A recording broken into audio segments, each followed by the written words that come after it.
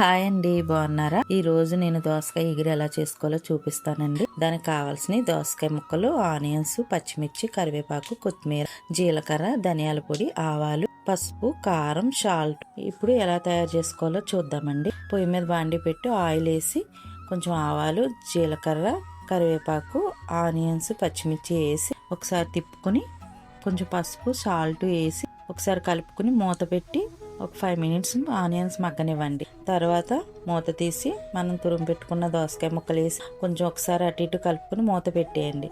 ఒక 5 మినిట్స్ తర్వాత మళ్ళీ ఒకసారి తీసి కలుపుకోండి.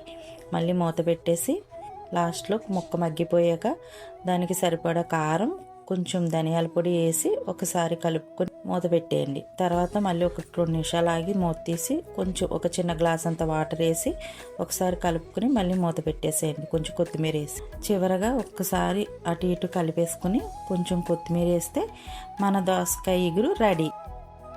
సబ్స్క్రైబ్.